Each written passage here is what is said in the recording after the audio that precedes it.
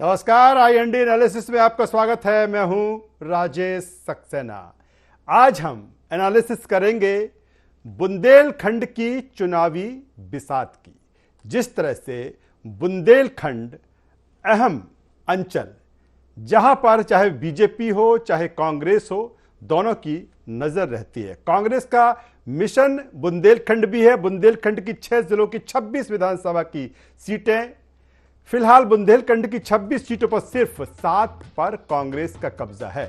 बुंदेलखंड की 17 सीटों पर बीजेपी और एक पर सपा और बसपा।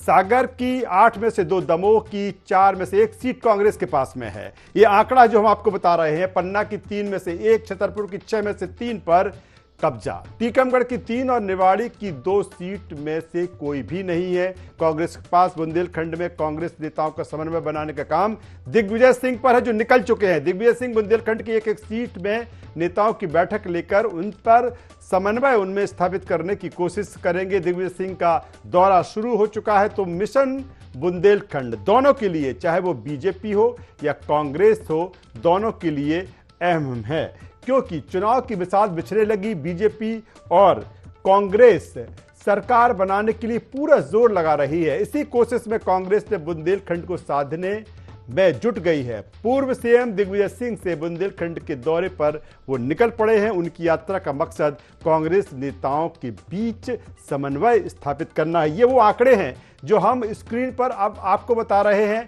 कि कौन सी सीट, जो 26 सीटें हैं बुंदेलखंड की, किसके पास अभी कौन सी सीट है। हरिशंकर खटीक जतारा से बीजेपी के विधायक हैं। राकेश गिरी टीकमगढ़ से बीजेपी के विधायक है। बीजेपी की सीटें हैं। ये बीजेपी का गणित है जो हम 2018 का जो चुनाव हुआ था उसके आधार पर आपको बता रहे हैं। 26 में से 7 सीटें कांग्रेस के पास में हैं। प्रद्युमन लोधी, जो कि जब बाई इलेक्शन हुआ था, उपचुनाव हुआ था, तो बड़ा मलहरा से जीते थे।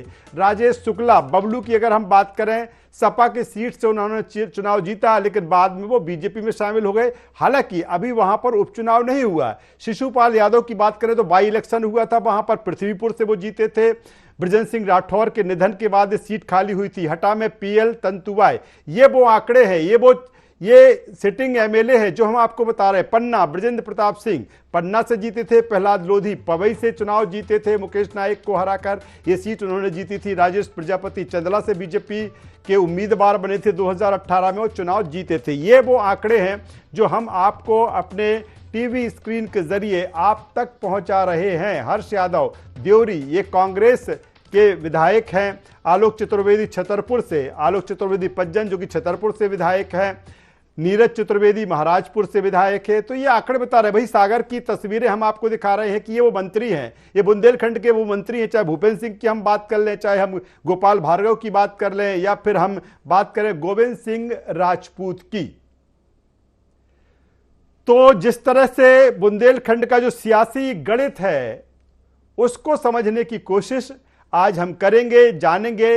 इसलिए भी कि कांग्रेस के वरिष्ठ नेता पूर्व सीएम दिग्विजय सिंह बुंदेलखंड के दौरे पर निकल चुके हैं। इस दौरे के जरिए कहीं ना कहीं दिग्विजय सिंह के लिए कहा जाता है कि राजनीति के चाणक्य के रूप में उन्हें देखा जाता है। और जब 10 साल वो मध्य प्रदेश के मुख्यमंत्री रहे तो उनकी जो जड़ें हैं अभी तक गहरी हैं। उन्होंने नर्मदा परिक्रमा यात्रा की उस समय, उसका फायदा कहीं ना कहीं कांग्रेस को मिला। और जब 2018 चुनाव में कांग्रेस ने वापसी की, सरकार बनाने में कामयाब हुई, और उसमें दिग्विजय सिंह का भी एक बड़ा रोल रहा है। और अब उसी रोल को निभाते हुए दिग्विजय सिंह एक बार फिर दिख रहे हैं।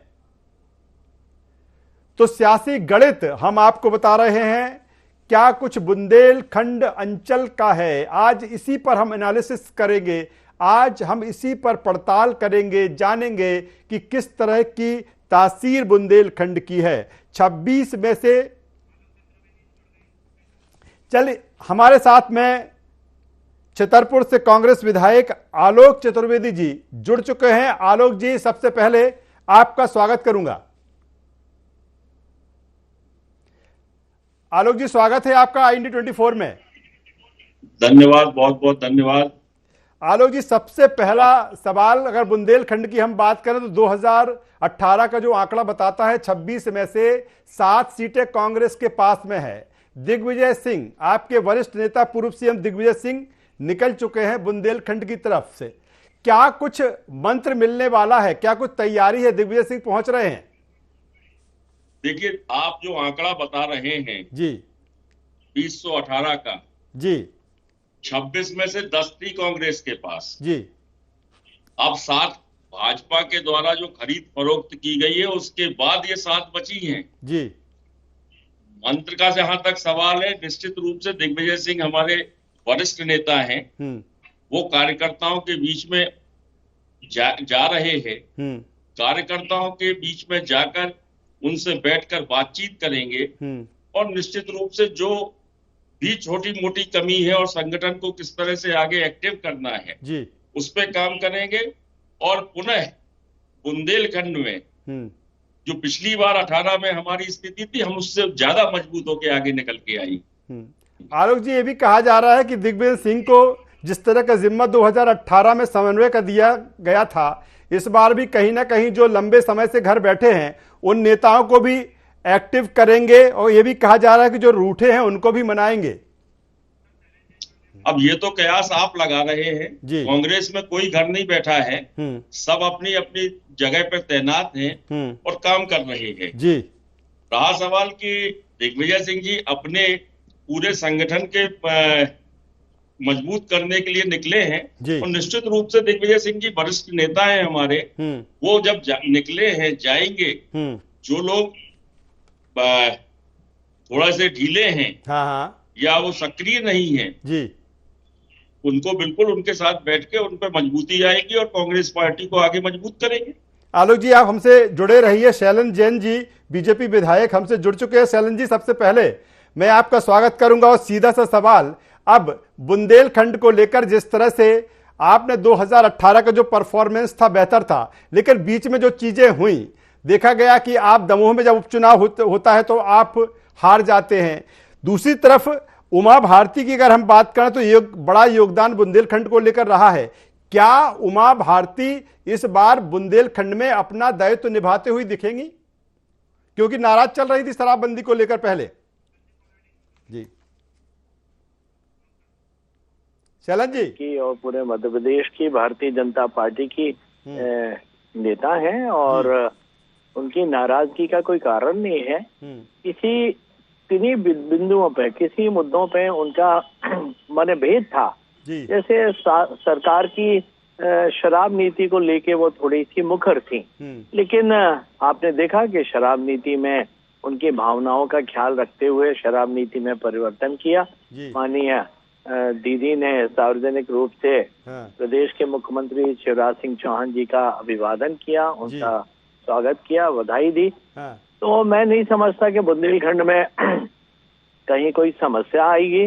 बुंदेलखंड जो है भारतीय जनता पार्टी के लिए एक महत्वपूर्ण स्थल बन गया है, और बुंदेलखंड के विकास के लिए भारतीय जनता पार्टी ने विगत 15 से वर्षों में जो कार्य किए हैं वो निश्चित रूप से जी, लेकिन जिस तरह से इस बार कहा जा रहा है कि वो तमाम सारे कांग्रेस के नेता बीजेपी में आ जाते हैं, बुंदेलखंड में भी इस तरह की तस्वीर है। अगर हम बात करें बिजावर की तो राजेश शुक्ला, बबलू सपा से जीते थे, वो बाद में आपके पास में आ जाते हैं। प्रद्युम्न सिंह लोधी बड़ा मलेरा से जीतते हैं। दूसरी तरफ अगर राहुल लोधी की बात करें, उसके चलते आप दमोह की सीट हार जाते हैं। तो आपके लिए एक बड़ी चुनौती नहीं है बुंदेलखंड में?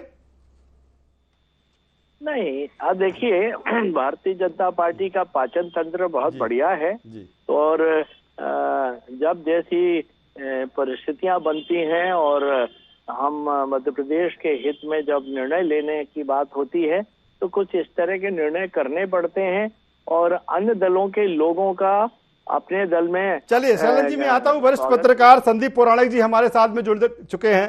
संदीप जी, आपका स्वागत करूंगा और सीधा सा सवाल इसी बात को लेकर कि दिग्विजय सिंह बुंदेलखंड में समन्वय बनाने के लिए निकल पड़े हैं, किस रूप में देखते हैं? वैसे अगर देखा जाए तो दिग्विजय सिंह का जो एक वहां पर 10 साल जब वो मुख्यमंत्री रहे और बुंदेलखंड में एक खासा प्रभाव उनका रहा है, अब वो समन्वय के लिए निकले हैं, किस रूप में देखते हैं संदीप जी? देखिए राजेश जी, बुंदेलखंड महत्वपूर्ण है सियासी तौर पर जी। अगर हम देखते हैं तो वहां चाहे बीजेपी के नेता हो चाहे कांग्रेस के नेता हो, दिग्गज नेताओं का एक जमीन रही है बुंदेलखंड में। ये चुनाव जो 2023 का चुनाव है, ये बड़ा महत्वपूर्ण चुनाव रहने वाला है, चाहे बीजेपी हो या कांग्रेस। ये बुंदेलखंड की अगर हम तासीर देखते हैं, चाहे 2008 ले लें, चाहे 13 ले लें, चाहे 18 ले लें, इन चुनावों की अगर हम तस्वीर देखते हैं तो कांग्रेस बमुश्किल से दहाई पर पहुंच पाई है। ये जरूर है कि अलग अलग इलाकों में कांग्रेस जीती या बीजेपी जीती, सीटें बदलती रही, लेकिन कांग्रेस दहाई के अंक तक बीते हम 2 दशक से देख रहे हैं, तो दहाई के अंक तक नहीं पहुंची। ये कोशिश अच्छी है। दिग्विजय सिंह ने, आपको याद होगा कि 2018 में भी समन्वय की कोशिश की थी, वो निकले भी थे, उन्होंने तमाम इलाकों का दौरा किया था, नतीजे हम सबके सामने थे। ये बात अलग है कि सत्ता पलट गई, 3 विधायक इधर से उधर हो गए, तो आंकड़ा कांग्रेस का कम हो गया, नहीं तो 10 के आंकड़े पर थी कांग्रेस पिछली बार। अगर वाकई में, मैं फिर सवाल इसलिए उठा रहा हूं राजेश जी, कि क्या दिग्विजय सिंह की वो पकड़ रह गई है बुंदेलखंड में? पिछला चुनाव अगर हम देखते हैं तो उनके साथ बुंदेलखंड के कद्दावर नेता सत्यव्रत चतुर्वेदी उनके साथ खड़े थे। इस बार वो नहीं है। सिंधिया के भी प्रभाव को आप नहीं नकार सकते बुंदेलखंड में, सिंधिया का भी थोड़ा प्रभाव रहा है। यही कारण है कि गोविंद सिंह राजपूत ने भी कांग्रेस छोड़ के बीजेपी का दामन थामा।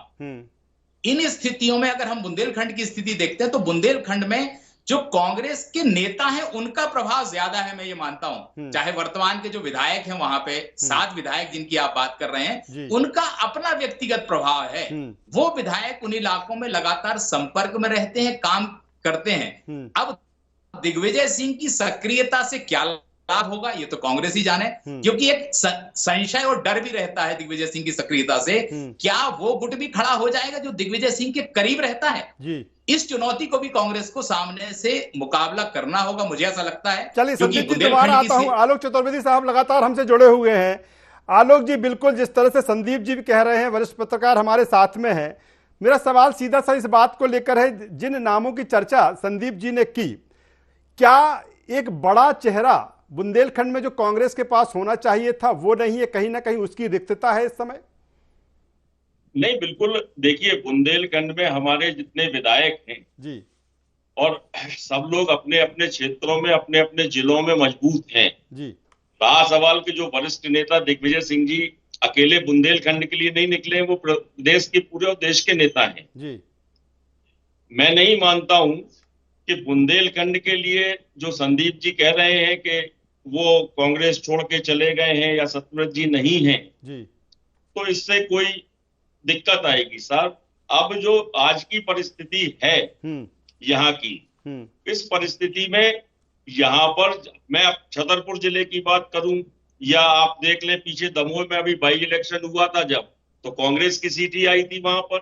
तो अगर हम ये देखें तो बुंदेलखंड में कांग्रेस कहीं कमजोर नहीं है जी। और निश्चित रूप से दिग्विजय सिंह जी जब निकले हैं तो कांग्रेस और मजबूत होगी। और लोग भी जो यहाँ पर संपर्क में बुंदेलखंड में हमारे वरिष्ठ भोपाल के नेता रहते हैं, वो लोग संपर्क में रहते हैं जी। और कांग्रेस यहाँ पर बुंदेलखंड में मजबूती के साथ अपना फिर से परचम फैलाएगी। आलोक जी, कौन से ऐसे मुद्दे लग रहे हैं, क्योंकि लगातार संदीप जी जिस तरह से एनालिसिस कर रहे थे, हम भी कर रहे थे इसका विश्लेषण, कि 26 में से लगभग 10 सीटों पर मैं आपकी भी मान लेता हूं, हालांकि आप जो आंकड़ा है जो मैं पहले बता रहा था कि 10 के आसपास कांग्रेस पहुंचती है, ऐसी कौन सी ऐसी चीजें हैं जिनको लेकर आप 2023 के चुनाव में आप जा रहे हैं? कौन से ऐसे मुद्दे हैं? खासतौर पर हम छतरपुर की बात करें जहां से आप विधायक हैं, वहां पर भी एक मेडिकल को लेकर लंबे समय से लड़ाई वहां पर लड़ी गई, एनटीपीसी वहां पर आ जाती है, वो वहां से चली जाती है, तमाम सारे मुद्दे रहे हैं, पलायन एक बहुत बड़ा मुद्दा रहा है। इस बार कौन से ऐसे मुद्दे हैं आपके पास में या पूरे बुंदेलखंड में आपको नजर आ रहे हैं जिसके जरिए कांग्रेस और मजबूत होती दिखेगी? देखिए, बहुत सीधी बात है, आपने ही शुरुआत कर दी है कि हमारे यहाँ छतरपुर में जो मेडिकल कॉलेज की बात हुई थी, ये मतलब मंजूर होने के बाद भी विवादों में आज भी गिरा हुआ है। कहीं से नियत नहीं है कि ये बुंदेलखंड का, छतरपुर का ये मेडिकल कॉलेज बन जाए। एनटीपीसी की जो आप बात कर रहे हैं, निश्चित रूप से वो एनटीपीसी भी हमारी अदर में लटकी हुई है। आप केन बेतवा लिंक परियोजना की बात करिए तो बजट सत्रों में बार बार चर्चा जिक्र होती है और बताया जाता है कि ये हमारी मंजूर है, लेकिन धरातल पे कहीं नहीं है, कागजों में सारी योजनाएं घूम रही हैं। आज हम अगर देखें विस्तार से तो शिक्षा के क्षेत्र में अगर हम बुंदेलखंड को देखते हैं तो पूरा बुंदेलखंड शिक्षा के क्षेत्र में भी बहुत पीछे हो चुका है। हम स्वास्थ्य को लेके देखें तो आज हम स्वास्थ्य को लेके भी पूरे बुंदेलखंड में यहाँ के हर जिले के लोग परेशान हैं। सागर में आपने मेडिकल कॉलेज जरूर शुरू कर दिया, लेकिन उसकी क्या स्थिति है आप स्वयं देख सकते हैं, पता लगा सकते हैं। स्वास्थ्य को लेके भी परेशान है। पेयजल को लेके बुंदेलखंड का हर जिले का व्यक्ति परेशान है कि उसको पीने का पानी नहीं है। योजना जरूर है कि घर घर पहुंचाएंगे जल, लेकिन पहुंचना कहीं नहीं रहा है। मैं जहां तक आपको बता दूं कि छतरपुर की योजना मैंने मंजूर 19 में करवाई थी, जब जल समूह नल जल योजना थी। आज 23 हो गई है, 23 तक टेंडर नहीं लग पाए हैं। टेंडर 3 बार टेंडर कराने की कोशिश कर रहे हैं लोग, लेकिन टेंडर नहीं करवा पा रहे हैं। तो ये तो स्थिति इनके विकास की है। और दूसरी तरफ अगर हम देखें तो यहाँ पर सबसे बड़ा मुद्दा गरीबी और बेरोजगारी का है जी। और किसानों के क्षेत्र में किसानों को जो सुविधाएं मिलनी चाहिए, जो संसाधन मिलने चाहिए, वो नहीं मिलता है, जिसकी वजह से बुंदेलखंड के सबसे ज्यादा पलायन होता है। ये सारे विषय हैं। चलिए मैं आता हूं, मैं आलोक जी दोबारा आपके पास में आता हूं। शैलेंद्र जी, जिनकी चर्चा आलोक जी कर रहे हैं, और बिल्कुल निश्चित तौर पर बुंदेलखंड की हम बात करें, पिछड़े में शुमार होता रहा है बुंदेलखंड, और सबसे बड़ी बात है कि बड़ा उद्योग वहां पर होना चाहिए, लंबे समय से नहीं है। सीधे तौर पर अगर देखा जाए कि बुंदेलखंड एक ऐसा अंचल है इस समय कि 3 मंत्री आप जहां से आते हैं उस क्षेत्र से हैं, फिर भी जिस गति से डेवलपमेंट वहां पर होना चाहिए था नहीं हुआ। कहीं ना कहीं कमी रह गई इसमें। देखिए, इस बुंदेलखंड के या सागर जिले की हम बात करें तो डेवलपमेंट अगर आप सोचते हैं कि भोपाल के आईने से या इन लोगों के आईने से देखने की आवश्यकता है तो वो नहीं है जी। आप स्वयं आके इस समय देखिए, सागर शहर के अंदर, सागर जिले के अंदर इस समय जितने काम चल रहे हैं, मैं समझता हूं कि 75 वर्षों में वो कालखंड छोड़ दिया जाए। ये 15 साल का माननीय मुख्यमंत्री शिवराज सिंह चौहान प्लस 3 वर्ष का ये जी। बाकी के 50-55 वर्षों में जो काम कभी नहीं हुए वो तमाम काम आज हो रहे हैं। सागर का मेडिकल कॉलेज सिर्फ सागर का नहीं होगा, इसके पश्चात दमोह में मेडिकल कॉलेज खोल रहे हैं, छतरपुर में मेडिकल कॉलेज खोल रहे हैं, दतिया में मेडिकल कॉलेज खोल रहे हैं। आप देखिए इस समय स्वास्थ्य सेवाओं में, हमारी शिक्षा के सेवाओं में मुख्यमंत्री सीएम राइज स्कूल जो है ये पूरे के पूरे बुंदेलखंड की तस्वीर बदल देंगे। चलिए मैं अगले सवाल पे आ जाता हूँ। अच्छा ठीक है शैलेंद्र जी, एक सवाल और अहम सवाल है शैलेंद्र जी, एक अहम सवाल है जो मैंने पहले भी जिक्र किया। आगे आने वाले समय में हरित क्रांति होगी। चलिए शैलेंद्र जी, एक सवाल और आपसे ले लेते हैं। एक अहम सवाल है, मैंने जिस तरह से पहले उमा भारती का जिक्र किया था आपसे, जिस तरह से पहले उमा भारती जी का पहले हमने जिक्र किया था, लेकिन बीच में जिस तरह से देखा गया, आपने दमोह की जो सीट आपने गंवाई, कहीं ना कहीं जयंत मलैया की उपेक्षा वहां पर रही। एक कद्दावर नेता लंबे समय तक जिस तरह से बीजेपी में वो हैं। दूसरी तरफ चाहे हम रामकृष्ण कुसमरिया की बात कर लें, चाहे हम कुसुम मेहदेले की बात कर रहे हैं, ये बड़े नेता जिस तरह से कहीं ना कहीं इस समय हाशिए पर है, ये चैलेंज है बुंदेलखंड में बीजेपी के सामने 2023 में। शैलेंद्र जी देखिए, आपने जिनका जिक्र किया, माननीय जयंत मलैया जी पार्टी के वरिष्ठ नेता हैं, और ये बात मैं आज स्वीकार करूंगा कि दमोह चुनाव में उनकी जो उपेक्षा हुई थी उसका निश्चित रूप से हमें खामियाजा भुगतना पड़ा। और आप ये मान लीजिए, अब माननीय जयंत मलैया जी को सम्मान पूर्वक पार्टी उनको सम्मान दे रही है, प्रदेश कार्य समिति का सदस्य बनाया है। जो निर्णय हो रहे हैं टिकट उन्हीं का होगा या उनके परिवार से होगा शैलेंद्र जी?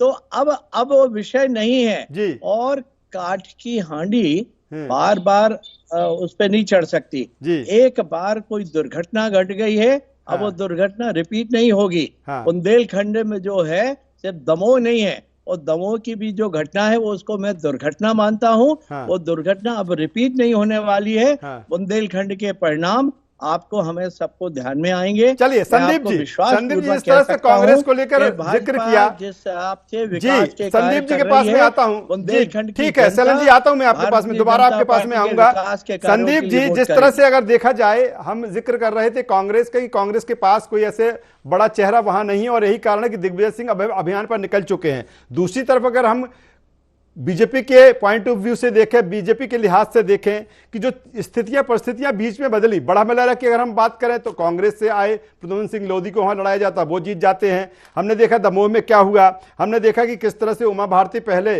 नाराज दिखी। अगर दूसरे जयंत मलैया की बात करें, ये चीजें हैं, ये जो चीजें हैं, जो सारे फैक्टर हैं, कहीं ना कहीं कितना चैलेंजिंग मानते हैं इन फैक्टर्स को 2023 में बीजेपी के लिए?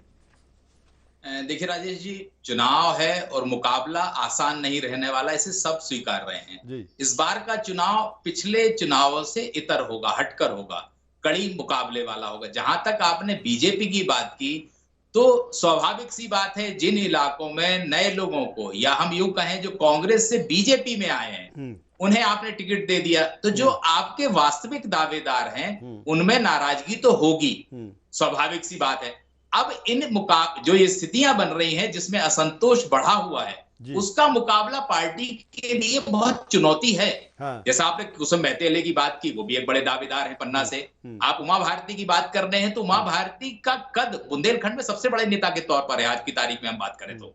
क्या उनकी उपेक्षा होगी या उनकी इच्छा के अनुरूप टिकट मिलेंगे, ये बड़ा सवाल रहेगा। अगर उमा भारती की इच्छा के अनुरूप आप टिकट देते हैं तो दीगर लोगों में नाराजगी हो जाएगी। आज स्थिति चाहे कांग्रेस हो चाहे बीजेपी हो, दोनों ही राजनीतिक दलों की इनर फाइटिंग की है, जिसे हम कहें कि अंदरूनी लड़ाई ज्यादा है राजनीतिक दलों में। जहां तक आपने कांग्रेस की बात की राजेश जी, जितने मुद्दे इस बार हैं कांग्रेस के पास, मुझे नहीं लगता कि बीते 2 से 3 दशक के बीच कभी इतने बड़े मुद्दे रहे हों। चाहे बेरोजगारी है, बुंदेलखंड का पलायन है, महंगाई है, तमाम चीजें हैं, स्वास्थ्य है, शिक्षा है, ये इतने बड़े मुद्दे हैं। क्या कांग्रेस इन मुद्दों को बेहतर तरीके से जमीन पर उठा पाएगी, ये बड़ा सवाल है आज की तारीख में। अगर कांग्रेस इन सब चीजों को बेहतर तरीके से उठाती है, दूसरी तरफ बीजेपी के अंदर इनर फाइटिंग होती है, भीतरघात होता है, तो कांग्रेस के लिए संभावना तो है, लेकिन वही बात है कि आप जब अच्छा खेलेंगे तब जीत की संभावना ज्यादा रहेगी। क्या तो इसलिए जिस तरह से आप बात कर रहे हैं, इससे माना जा सकता है कि दबाव, मुझे लगता है 26 में से 7 को छोड़ दिया जाए तो बाकी सीटें बीजेपी के पास में है। दबाव बीजेपी के ऊपर ज्यादा है कि उसको कैसे हम बनाए रखें, उसको कैसे हम मेंटेन करके रखें। स्वाभाविक सी बात है राजेश जी, जो भी टीम जीतती रहती है उस पर दबाव ज्यादा रहता है। बीजेपी के पास लगातार सीटें हैं, इसलिए उनके लिए चुनौती ज्यादा है। क्या वो अपने पुराने इतिहास को या कहें पुराने रिकॉर्ड को दोहरा पाएंगे, ये तो चुनौती उनके सामने रहेगी। जी चलिए, मैं आलोक जी लगातार हमसे जुड़े हुए हैं। आलोक चतुर्वेदी छतरपुर से विधायक है कांग्रेस के। आलोक जी, सीधा सा सवाल, चूंकि बीजेपी, जब हमने इसको चर्चा को शुरू किया था तो दिग्विजय सिंह जी से चर्चा की शुरुआत की थी। बीजेपी कह रही है कि दिग्विजय सिंह जिस तरह से बुंदेलखंड के लिए निकले हैं उससे कुछ होने वाला नहीं है, तंज कस रही है कि बंटा ढार ही होगा। आलोक जी, आलोक जी, आवाज मिल रही है हमारी? छतरपुर से कांग्रेस विधायक आलोक चतुर्वेदी, चलिए शायद संपर्क हमसे टूट गया है। मैं सीधे वापस संदीप जी के पास में आ जाता हूं। संदीप जी, तंज कसा जा रहा है जिस तरह से कि दिग्विजय सिंह के बुंदेलखंड जाने से बंटा ढार ही होगा, कुछ अच्छा होने वाला नहीं है। देखिए, ये तो राजनीतिक दल है, विपक्षी दल है, वो अपनी बात अपने तरह से कहेंगे। दिग्विजय सिंह के जमीनी जनसमर्थन या समर्थकों को नहीं नकार सकते राजेश जी हम। ये बात बिल्कुल सही है कि जो व्यक्ति 10 साल प्रदेश का मुख्यमंत्री रहा हो, प्रदेश कांग्रेस का अध्यक्ष रहा हो, उनके समर्थकों की संख्या बहुत ज्यादा है। बीजेपी के सामने एक ही चेहरा अगर नजर आता है जो मुकाबला करता दिखता है, कमलनाथ जी अध्यक्ष हैं, उनकी वर्किंग शैली अपने अलग तरह की है। दिग्विजय सिंह पूरी तरह जमीन पर सक्रिय रहने वाले नेता हैं। स्वाभाविक सी बात है, विपक्षी दल है, वो तंज कसेगा, लेकिन ये भी हमें नहीं भूलना चाहिए राजेश जी कि दिग्विजय सिंह की सक्रियता से कांग्रेस कितना और किस तरह से लाभ उठा पाती है, ये बड़े सवाल रहते हैं हमेशा। आपको याद होगा कि दिग्विजय सिंह खुद कई बार ये कह चुके हैं कि मेरी सक्रियता से कई बार कांग्रेस को नुकसान ही हो जाता है। जी, चलिए, काफी अहम बात संदीप जी जिस तरह से आप कह रहे हैं, शैलेंद्र जी हमारे साथ जुड़े हुए हैं। शैलेंद्र जी, आवाज मिल रही है हमारी? मुझे लगता है शैलेंद्र जी से भी मेरा जो संपर्क है। आलोक चतुर्वेदी साहब, आलोक जी आवाज मिल रही है हमारी? हेलो। हाँ आलोक जी, मेरा सवाल सीधा इस बात को लेकर है, जिस तरह से हमने शुरुआत की थी अपने कार्यक्रम की एनालिसिस की, बीजेपी तंज कस रही है दिग्विजय सिंह जी को लेकर कि वो जाएंगे, कोई भला होने वाला नहीं है, बंटाढार ही होगा। आलोक जी जी, ये स्थितियां अब मामा की बन रही हैं, दिग्विजय सिंह जी की नहीं है जी, क्योंकि आप भी सुन रहे हैं, हम भी सुन रहे हैं कि आज शिवराज सिंह जी के लिए क्या कहा जा रहा है। और रहा सवाल हमारे नेता दिग्विजय सिंह जी संगठन को जितनी ताकत दे सकते हैं, जितनी मजबूती दे सकते हैं जी, वो पूरी ताकत के साथ, मजबूती के साथ कांग्रेस को संगठित और एकत्रित करेंगे। हम लोग सब लोग मिलके जैसा पीछे चुनाव लड़ा था उससे अच्छी तरह से, आज ये बात निश्चित है, मैं संदीप जी को सुन रहा था, मैं शैलेंद्र जी को नहीं सुन पाया हूँ क्योंकि डिस्कनेक्ट हो गया था। जी, लेकिन संदीप जी ने जो बात कही है, मैंने भी वही बात कही थी कि आज इतने मुद्दे रखे हैं और जो मुद्दे हैं, बहुत सीधी बात है कि आज मैं तो आश्चर्य करता हूँ कि भाजपा को ये क्या जरूरत पड़ गई कि विकास का मुद्दा लेके इनको सड़क पे निकलना पड़ा, जगह जगह जाना पड़ा। विकास तो अपने आप बोलता है। चलिए आलोक जी, वक्त की कमी है, एक में 26 में से अगर सीटों की बात करें तो क्या दावा है कांग्रेस का 2023 में बुंदेलखंड में? बिल्कुल हम यहाँ पर से अधिक सीटें जीतेंगे जी बुंदेलखंड में, और पहले से बेहतर प्रदर्शन रहेगा हमारा जी। चलिए, शुक्रिया तीनों मेहमानों का। मैं यहां पर करूंगा तो जिस तरह से आईएनडी एनालिसिस में बुंदेलखंड की क्या कुछ चुनावी तस्वीर है, क्या कुछ गुणा गणित फिलहाल अभी है, उसका जिक्र हमने किया, मेहमानों के साथ चर्चा की और अपने अपने दावे हैं, अपने अपने वादे हैं। 26 में से 7 पर अभी कांग्रेस है, बाकी सीटें बीजेपी के पास में है। दोनों की कोशिश है कि बेहतर परफॉर्म किया जाए। बीजेपी जहां उन सीटों को बरकरार रखकर और चेस करना चाहेगी, वही कांग्रेस की पूरी कोशिश होगी कि 7 के आंकड़े को और बेहतर किया जाए और बेहतर परफॉर्म किया जाए। आईएनडी एनालिसिस में बस इतना ही। आईएनडी 24 पर खबरों का सिलसिला लगातार जारी है। अब बने रहिए हमारे साथ। नमस्कार।